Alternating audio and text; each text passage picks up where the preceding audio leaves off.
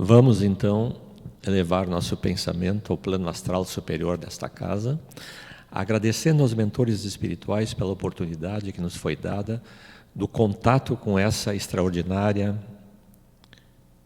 doutrina espírita. Pedimos a Jesus Cristo, nosso mestre, o médico da terra, o condutor das almas, que despeje sobre cada um de nós a sua luz de conforto e consolo e nos dê hoje um clima de paz, serenidade e entendimento para tudo aquilo que nós vamos aprender. A palestra de hoje é uma indagação. Existem espíritos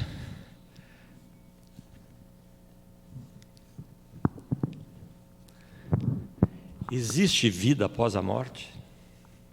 É possível argumentar objetivamente sobre a existência da reencarnação? Há evidências científicas sobre a sobrevivência da consciência após a morte? Essas questões sempre intrigaram os cientistas a partir do século XIX. Por um lado, os materialistas consideram a alma humana um efeito e não uma causa, e veem nos fenômenos psicológicos o resultado da atividade funcional do sistema nervoso do homem. Por outro lado, alguns espiritualistas consideram a alma como um ser distinto e não efeito. Um ser distinto e causa da atividade psicológica e moral do homem, mas pecam por um erro fundamental. Limitam o horizonte a uma alma só, a uma existência só corporal, condicionando todo o patrimônio intelectual e moral do indivíduo aos poucos anos desta existência. Por fim, com a codificação do Espiritismo realizada por Allan Kardec, aprende-se que a alma humana é um ser real, individual e autônomo, com o destino de progredir sempre, através de múltiplos estágios na matéria. A pergunta 134 do Livro dos Espíritos é: o que é alma? E como de costume os espíritos respondem de forma quase monossilábica: um espírito encarnado. Nós somos então um espírito que tem corpo e não o contrário, um corpo que tem espírito, encarnando, desencarnando, reencarnando novamente no mundo material. Tem a alma por objetivo supremo o desenvolvimento moral e intelectual. Mas até aqui todas as congregações religiosas, ou quase todas as congregações religiosas, têm afirmado a sobrevivência da alma. Mas a sua filosofia abstrata, fugindo da racionalidade, implantou na humanidade o ceticismo, o fanatismo e a superstição, em vez de trazer a luz. Vamos convir que a humanidade está cansada de especulações filosóficas saídas do fanatismo religioso. Mas são exatamente essas especulações das religiões medievais que levaram a criatura ao misticismo, às explicações absurdas, ao plano das fantasias, ao inverossímil, e favoreceram então o nascimento do materialismo. Vejam só, podemos dar alguns exemplos para verificar isso que nós falamos agora. Como poderiam os cientistas aceitar que os átomos do nosso corpo carnal, disseminados e dispersos por 1000 outros corpos, devem reunir-se um dia e reconstruir o nosso invólucro e figurar no juízo final? É uma impossibilidade física. Nós compartilhamos átomos dos muitos que viveram antes de nós. Por outro lado, como poderiam os geneticistas aceitar que uma mulher pudesse conceber um filho sem fecundação? Não há casos comprovados de seres humanos gerando filhos sem fecundação, e nem de mamíferos, que são os animais mais próximos do homem. Mas ainda assim, se fosse possível, e não é, mas se fosse, uma mulher gestar um filho sem fecundação, necessariamente teria que nascer uma menina e nunca um menino. Como poderiam os homens de ciência aceitar, sem contestação, o mistério da Santíssima Trindade? A verdade que saiu de um decreto e não de uma lógica. Os senhores vejam que o Tertuliano inventou a Santíssima Trindade em 200 depois de Cristo. Atanásio defendeu. E o Constantino, no Concílio de Nicéia, em 327, decretou que quem não acreditasse na Santíssima Trindade teria a pena de morte. Assim, senhores, nós poderíamos nos deter nesses aspectos que a ciência não aceita de modo algum. Mas não pensem que essas fantasias foram criadas só no mundo ocidental, no mundo oriental também. Vocês vejam que no mundo oriental há quem acredite no paraíso, um paraíso onde não se trabalha, onde não se sua, onde todos emitem uma fragrância paradisíaca, onde se come e se bebe e não se digere, as mulheres se tornam belíssimas e os homens virilíssimos. Como pode alguém acreditar nisso hoje?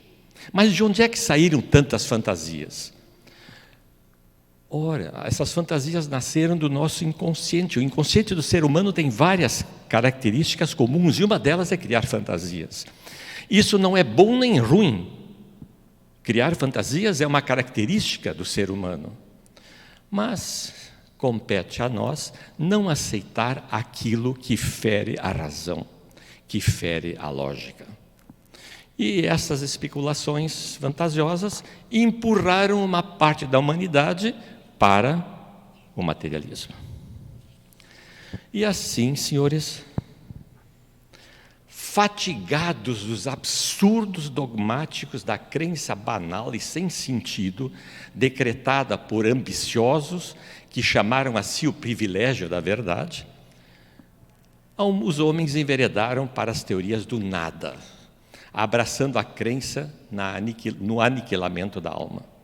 Dizem que não se pode provar a existência dos espíritos. Mas, senhores, me dê uma única razão, uma só, de que não pode haver espírito. Ora, se os senhores não me derem uma única razão pela qual não pode haver espíritos, então como se comportaria a ciência? A ciência diria o seguinte: se não há prova de que não pode, então a existência é uma hipótese que deve ser estudada. A simples negação não é prova. E não é pelo fato do materialismo negar o espírito que ele deixa de existir. Não é pelo fato de um cego negar a luz que a luz deixa de existir. Não é pelo fato de um surdo não ouvir o som que ele deixa de existir. Mas esta é a questão. A ciência não nega e não confirma a existência do espírito. A ciência simplesmente não se preocupa com isso. É claro que existem cientistas dogmáticos que dizem o seguinte: não sei e não acredito. Mas que prova esses materialistas querem, ou seria suficiente, para se crer no espírito? Se apresentarmos a psicografia, vão dizer que é fraude.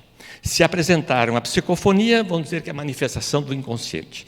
Se apresentarmos a telecinese, vão dizer que é um efeito magnético. E se apresentar uma materialização, vão dizer que é alucinação coletiva. Este tipo de comportamento é o comportamento próprio dos fanáticos materialistas. Esse comportamento deixa claro uma espécie de imunização cognitiva, em que nenhum fato servirá como prova, nenhum fato servirá como argumento. Simplesmente a criatura se nega a enxergar o fato, a raciocinar com a lógica e se nega a pensar. E, senhores, então nós estamos nessa situação. De um lado, temos os fanáticos religiosos, com seus absurdos dogmáticos. E do outro lado, materialistas fanáticos, que se negam a estudar os fenômenos por trás daquela cortina. Não sei e não acredito. E chegamos, então, aos paradigmas do materialismo. O primeiro grande paradigma do materialista está aqui no quadro: o cérebro é a pessoa.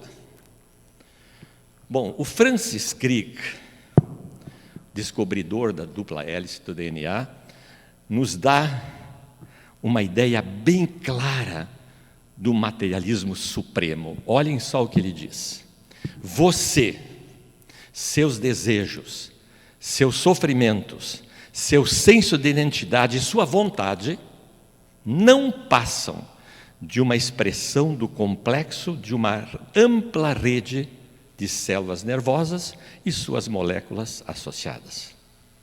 Ou seja, a doutrina materialista não aceita a vida antes da fecundação nem depois da morte. Suponhamos por um momento que não fosse possível demonstrar a existência do espírito, simplesmente porque ele não aparece visualmente. Muito bem, alguém nessa sala já viu eletricidade? Então, por esse raciocínio, a eletricidade não existe porque ninguém a viu. Mas então coloque os 2 dedos numa tomada. Alguém nessa sala já viu a gravidade? Não? Então, por esse raciocínio, não existe a gravidade. Então faça o seguinte: atire um tijolo para cima e fica olhando. Senhores, vejam os absurdos materialistas.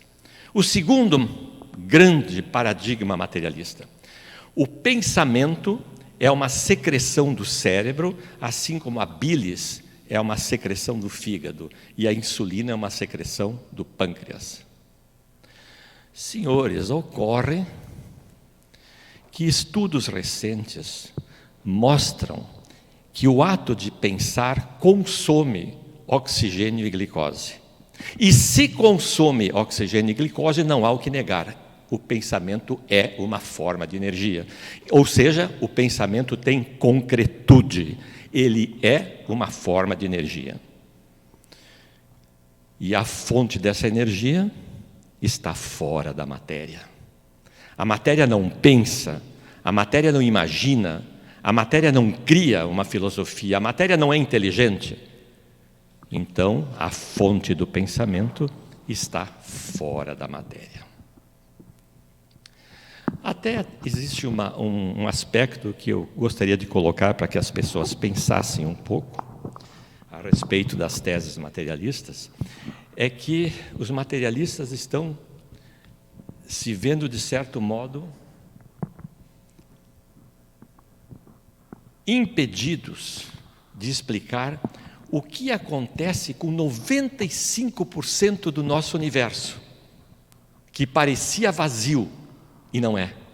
E hoje chamam isso de matéria escura e energia escura. Mas o que é isso? Não se sabe. E também os materialistas vão ter que redefinir o que seja matéria, porque os fótons são desprovidos de massa. Então foi muito feliz o Divaldo Franco quando definiu o espírito como sendo um foco de inteligência. O foco está além da matéria, o foco transcende a matéria. Infelizmente, nós não possuímos até agora equipamentos tecnológicos para estudar algo tão sutil. E daí a nossa dificuldade. Mas vejam que é suficiente a gente estudar a memória. E nós vamos chegar à conclusão de que ela existe fora do corpo, num outro corpo, com uma placa sensível e fotográfica, que guarda para sempre todos os fatos que impressionaram nossos sentidos. Que finalmente existe em nós um ser que pensa, que sente, que ama, com completa reminiscência da sua infância e de todos os atos da sua vida. E assim chegamos ao novo patamar.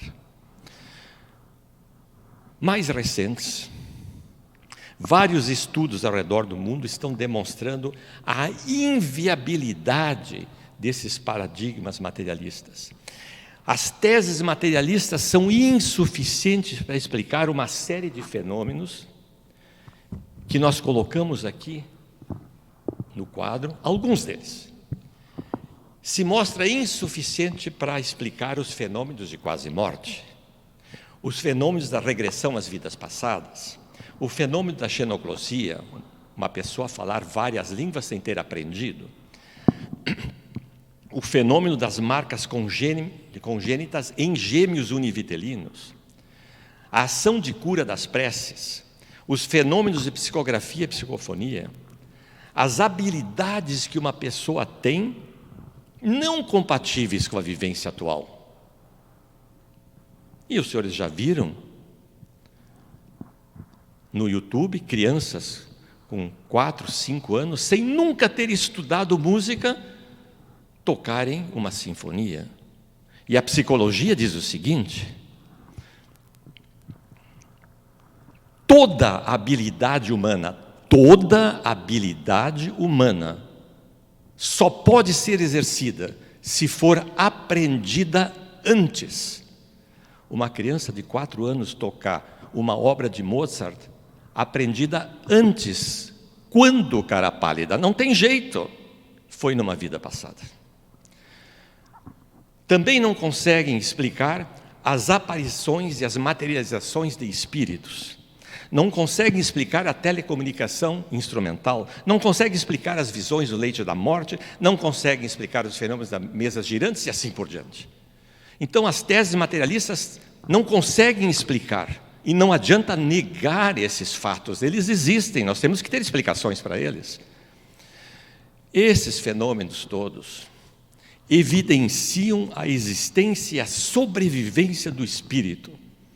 E isto vem sendo agora estudado, sobretudo a partir do século XIX, com cientistas sérios, conceituados em vários lugares do mundo, como nós vamos ver até o final dessa reunião. Chegamos agora ao materialismo racional. Nós vamos nos esquivar de comentar as teorias irracionais e desconsoladoras e até prejudiciais dos adoradores da matéria. E vamos tomar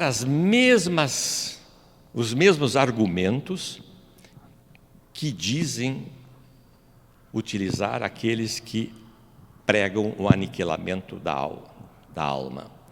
Pelos fanáticos religiosos tem-se o seguinte: creia primeiro e você compreenderá se puder.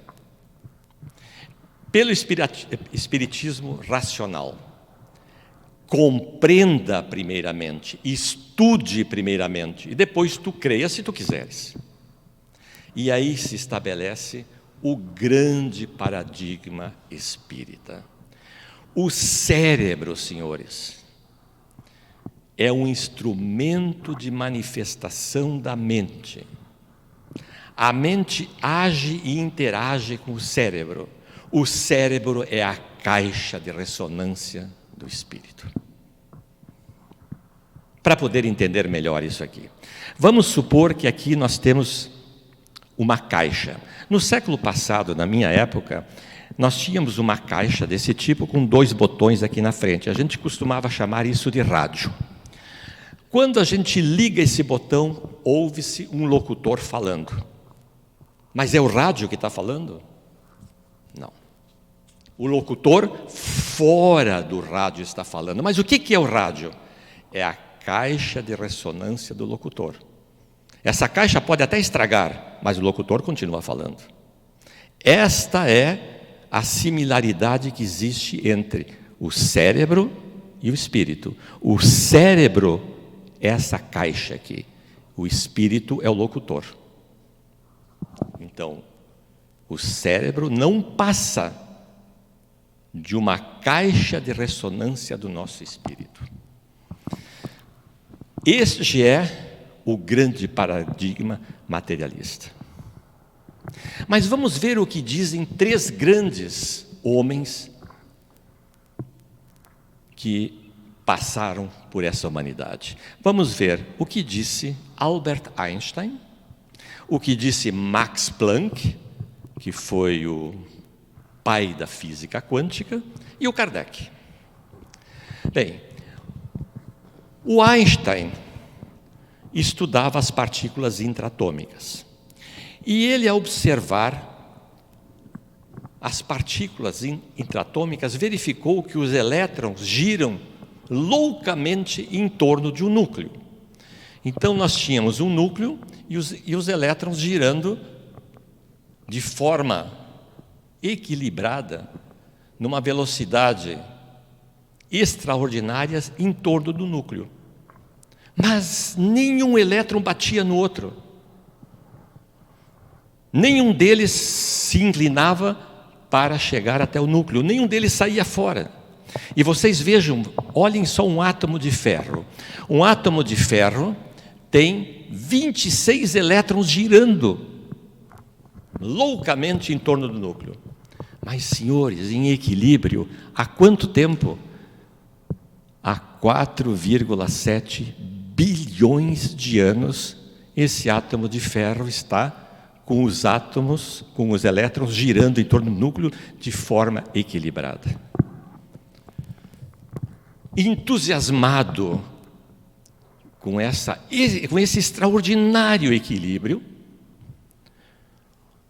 o Einstein chegou a dizer o seguinte: matéria definitivamente não explica a matéria. É preciso um fator transcendente que a organiza.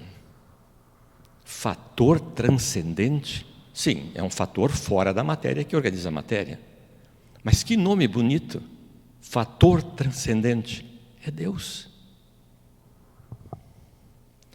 E ainda mais, o nosso amigo Albert Einstein, contemplando esse núcleo aqui, percebeu que a quantidade de matéria existente nesse átomo é muito pequena em relação ao espaço vazio.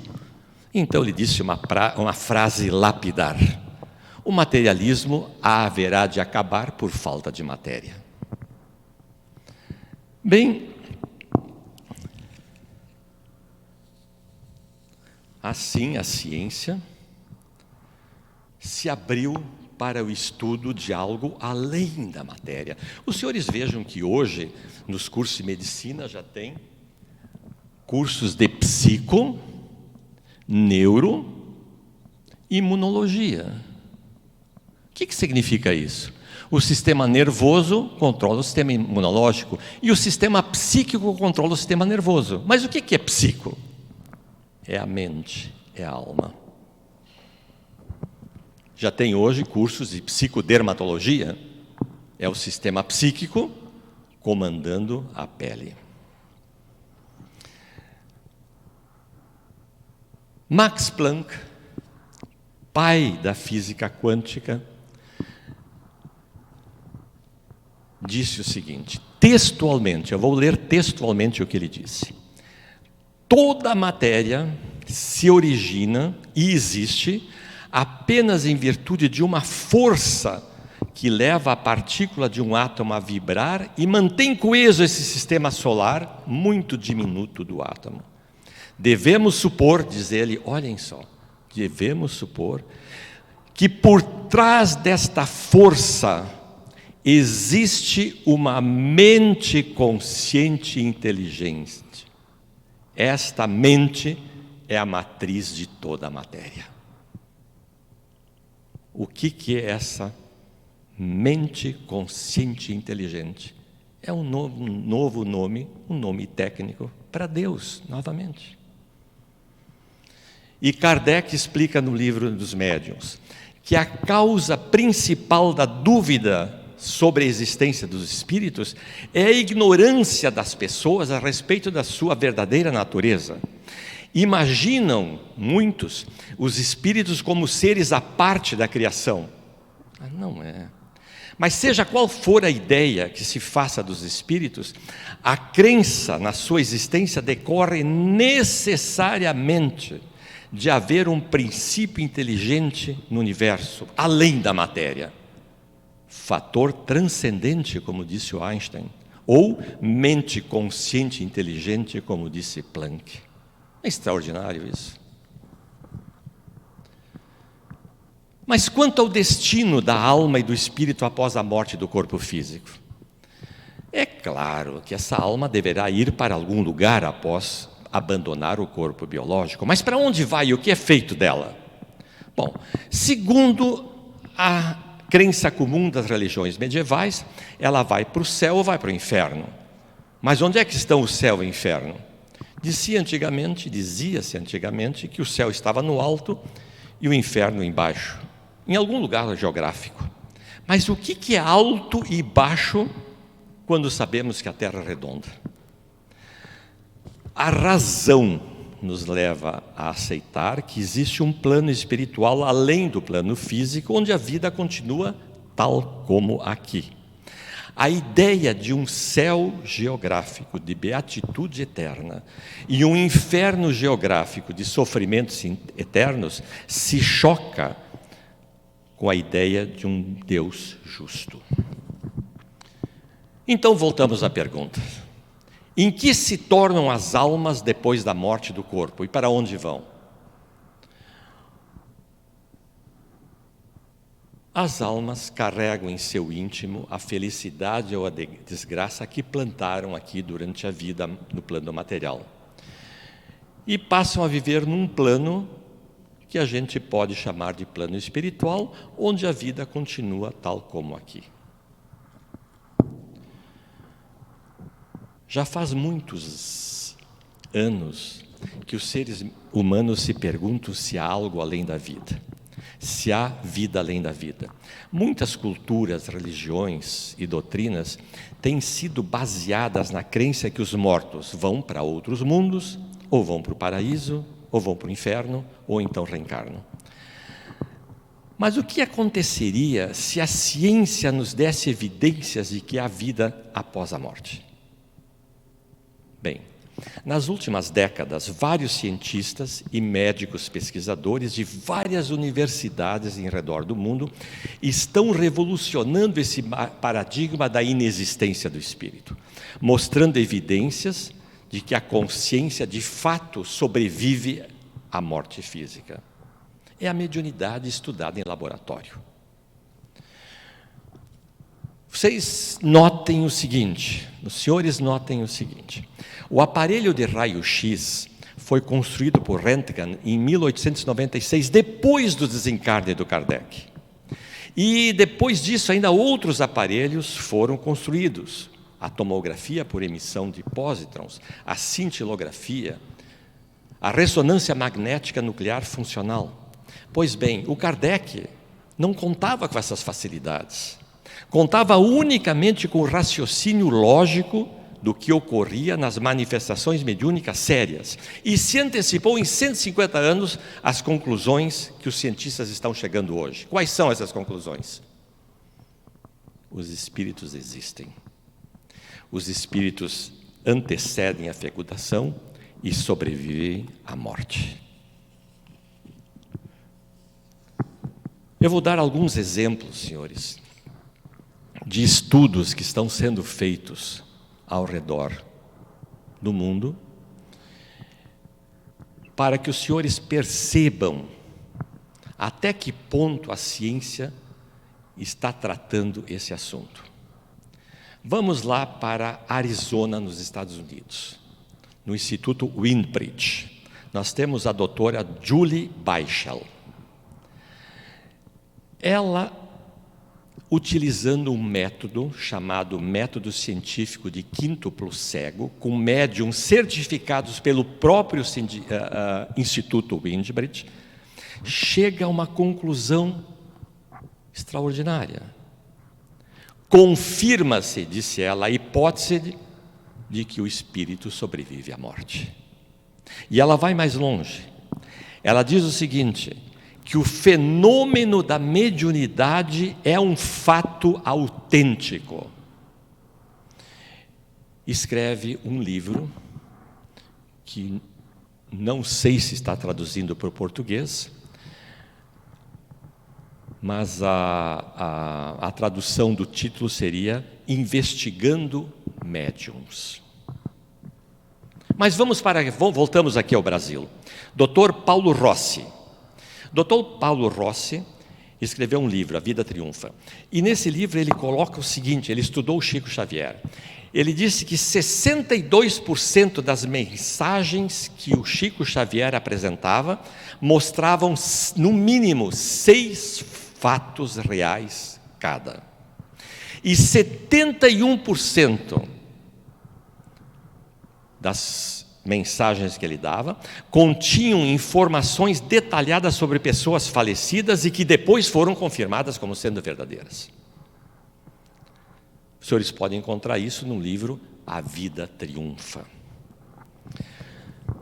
USP de São Paulo, Dr. Alexandre Moreira de Almeida, fez uma tese de doutorado, e nessa tese de doutorado, ele analisou 115 médiuns espíritas, com um objetivo: construir o seu perfil sociodemográfico e comprovar se esses médiuns tinham a sua saúde mental equilibrada. Ou seja, ele estava querendo saber se esses médiuns eram loucos ou não. A ideia realmente era essa. E chegou a uma conclusão. Entre aspas, a conclusão dele: este estudo mostra que os médiuns, que com frequência são taxados como loucos, na verdade são pessoas sem quaisquer problemas psicológicos e apresentam um nível muito alto de escolaridade. Isso tudo saiu na Revista Brasileira de Psiquiatria de São Paulo, 1999. Então, são dados científicos, não são opiniões pessoais. Dr. Sérgio Felipe de Oliveira, na USP de São Paulo, esse os senhores conhecem. Ele estuda a glândula pineal e publicou vários livros sobre a glândula pineal. E ele utilizou técnicas de difração de raio-x, tomografia computadorizada e ressonância magnética para estudar e explicar a função ou as funções da glândula pineal. E chega a uma conclusão que é estonteante. A glândula pineal é o órgão sensorial da mediunidade. Tese de mestrado de 1988, com o título de Estudo da glândula pineal. No King's College of Londres, nós temos um pesquisador e médico, Peter Fenwick. Ele estuda a morte.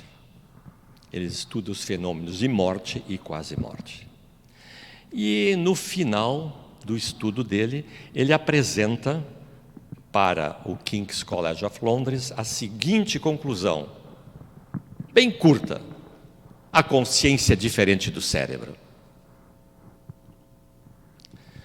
Mas vamos mais longe.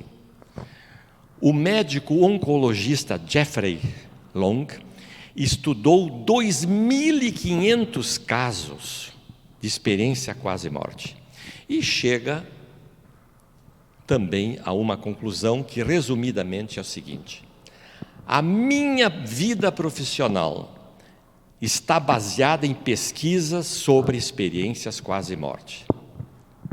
E nessas experiências de quase morte me proporcionaram uma das maiores evidências científicas da vida após a morte. E escreve um livro, Evidências da Vida Após a Morte. Isso de uma maneira bastante clara. Um autor que os senhores todos conhecem, porque o livro é um best-seller aqui no Brasil, Muitas Vidas, Muitos Mestres, o psicoterapeuta Brian Weiss. E ele conta, entre outras coisas, o caso de uma mãe que recordava a morte do seu filho, numa vida passada. E ele conseguiu comprovar que os dados que ela apresentava eram verdadeiros. Então ele escreveu muitos livros, né? Mensagem dos Mestres, Somente o Amor é Real, onde ele explica que a realidade da reencarnação e o mundo espiritual são verdades. E mostra tudo isso desde uma perspectiva, a perspectiva da psiquiatria. Um outro autor que os senhores conhecem é o Dr. Ian Stevenson. Agora, o Dr. Ian Stevenson fazia algo que também chama atenção.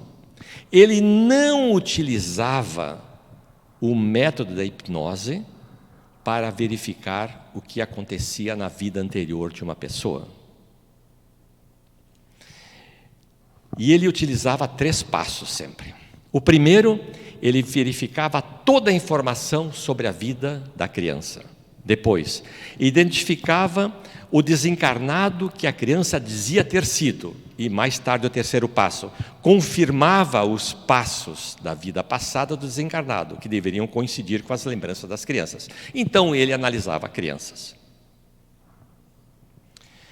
Ele escreve um livro, 20 casos sugestivos da encarnação, mas ele escreve um livro que se tornou best-seller nos Estados Unidos. Reincarnation and Biology. Reencarnação e Biologia. Aí o Décio Iandoli, aqui no Brasil, que os senhores também conhecem, um médico enterologista, ele escreve um livro com o sugestivo nome de A Reencarnação como Lei Biológica. Olhem só. Os senhores acham que a segunda dentição é uma lei biológica? É. Adianta acreditar ou não na segunda dentição? Não, ela vai haver. O envelhecimento é uma lei biológica? É. Adianta acreditar ou não acreditar? Não adianta. O envelhecimento vai ocorrer. Então, a conclusão que ele chega é que a reencarnação é uma lei biológica. Não interessa se tu acredita ou não acredita, é uma lei biológica. Mas nós temos um caso quase cômico aqui. Um advogado. Ele é australiano e é um escritor, Victor Zammit. Ele afirma que todas as provas que ele reuniu sobre a vida após a morte são bastante fortes para serem aceitas em qualquer tribunal. E aí ele faz um repto. Muito interessante isso. Está valendo, se os senhores quiserem ficar ricos. Ele paga $1 milhão, registrado no Conselho da Austrália. $1 milhão para alguém que prove que não há vida depois da morte. Basta uma prova que não há vida depois da morte. Se a pessoa conseguir essa prova, ganha $1 milhão do advogado australiano e escritor Victor Zammit. Interessante isso. Existe uma pesquisa, eu vou falar sobre ele, porque ele é muito famoso, Dr. Raymond Moody. Ele escreveu um livro, Vida Depois da Vida. Muitos dos senhores devem ter visto o filme Vida Após a Vida. É baseado nesse autor. Ele utiliza tecnologias de ponta e métodos científicos para mostrar que existe vida depois da morte. Mas eu vou contar um caso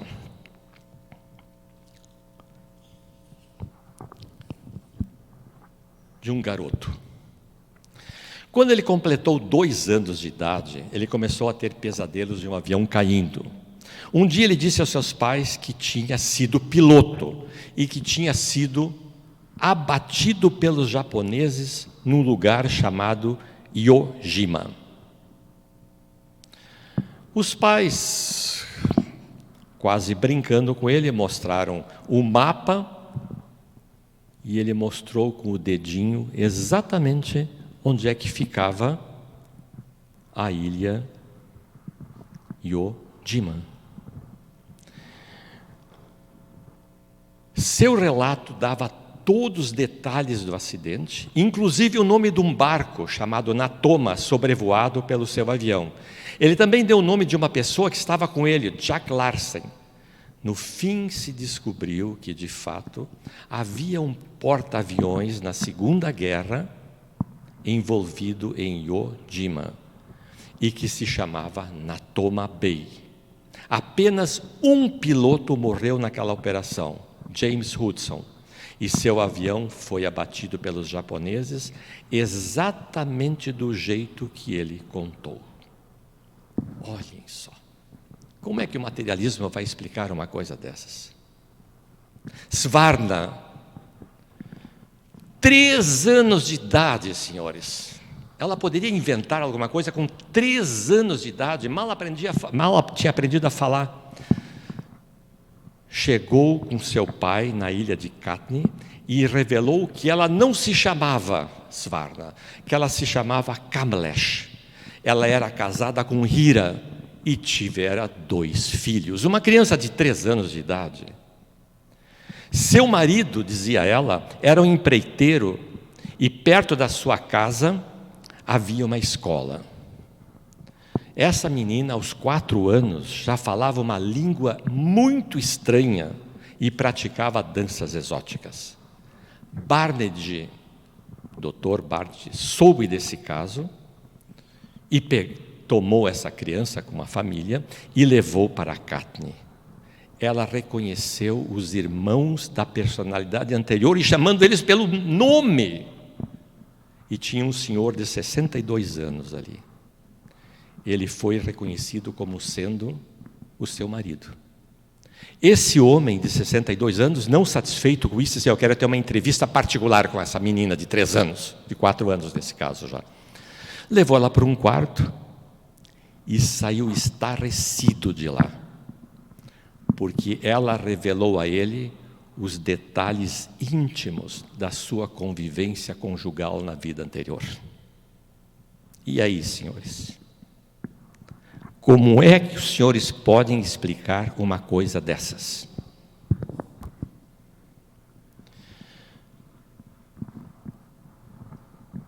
Uma menina, em uma das suas viagens ao Sri Lanka, se depara com um caso. Essa menina tinha 3 anos e começou a contar para sua mãe sobre uma vida que ela dizia que era uma vida anterior. Ela disse que era homem, que trabalhava em uma fábrica de incensos e que havia sido atropelada por um ônibus, motivo do seu óbito. Muitos detalhes impossíveis de serem inventados por uma menina naquela idade. Então, um pesquisador chamado Sumaranaski foi levantar os dados próximo àquela fábrica que produzia as marcas. E aí ele soube que realmente havia um rapaz que trabalhava naquela fábrica e que morreu atropelado 2 anos antes do nascimento dessa menina. Em 1993, a Purmina fez a primeira visita a essa filha, onde surpreendentemente conheceu todos, o cunhado, o nome exato, sem jamais ter tido qualquer contato com a família, e aí surgiu algo extraordinário. Bateu na porta uma pessoa, a menina abriu a porta e ela... Isso foi tudo um jogo. E essa senhora chegou e disse para ela: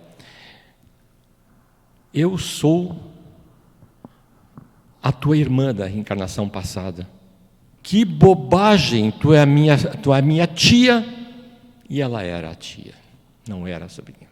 Como é que uma criança de 3 anos poderia inventar isso?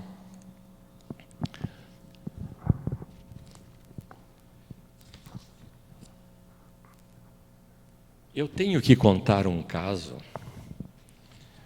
porque é um caso famoso no mundo inteiro, de um homem igualmente muito famoso. Ele chama-se César Lombroso. Foi ele que criou a antropologia criminal e deu uma nova filosofia ao direito penal e transformou o conteúdo jurídico, social e biológico do delito. Os advogados aqui sabem disso. Esse César Lombroso, ele ridicularizava todas as manifestações espíritas. Materialista convicto que ele era. Num certo momento, depois de se recusar muito a assistir sessões de mediunidade, ele foi levado por um amigo a assistir uma sessão da médium Eusápia Paladino.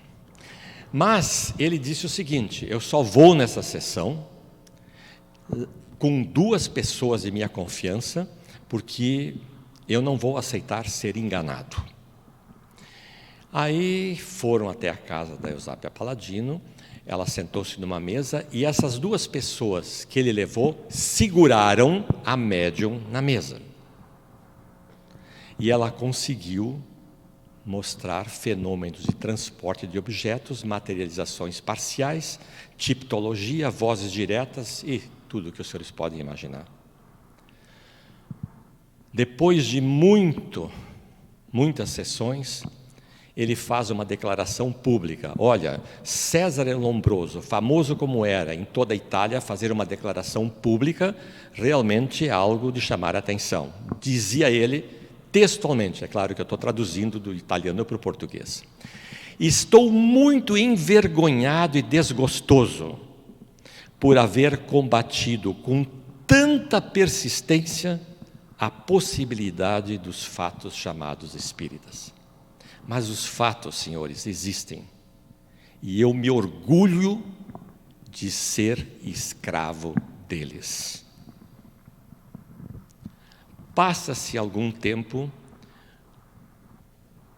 o Césare Lombroso visita outros médiuns e um dia ele vai na casa da sua primeira visita em mediunidade, que é a Eusápia Paladino.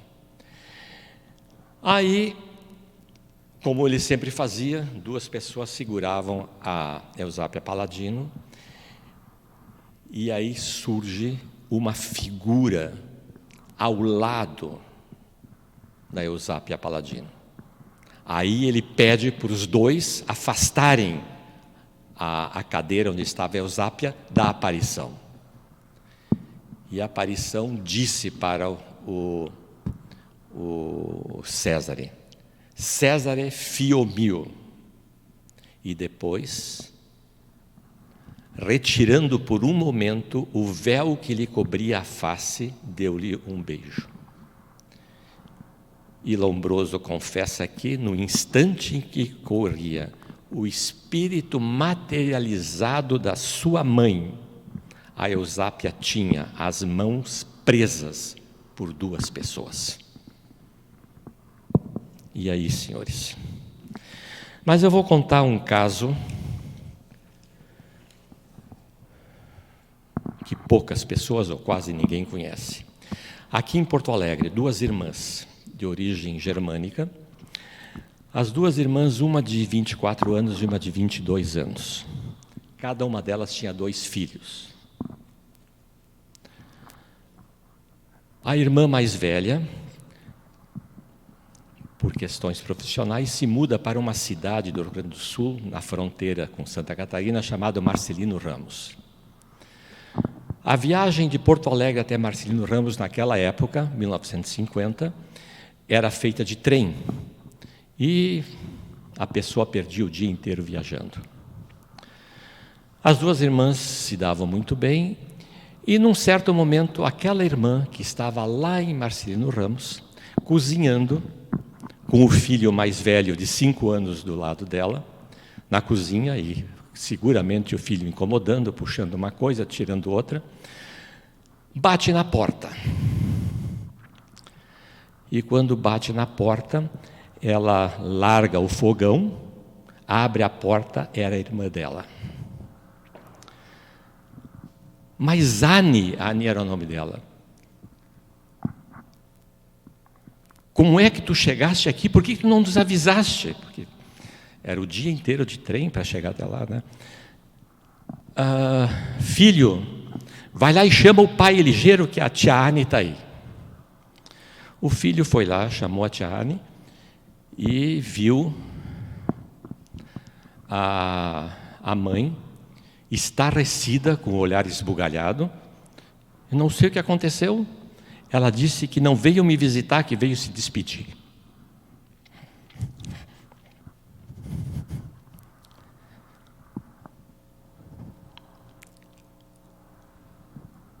O pai percebeu logo o que aconteceu, olhou para o relógio, 10:55 da manhã. Bem, a tua irmã acabou de morrer.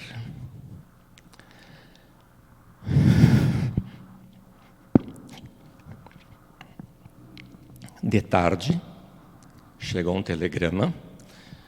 Naquela época, a comunicação era feita por esse método, que hoje nem existe mais, eu acho. Chegou a comunicação por telegrama que a irmã havia falecido, perto do meio-dia.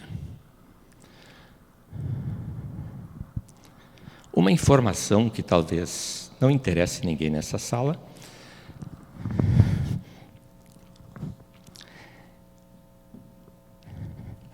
é que aquele filho mais velho era eu.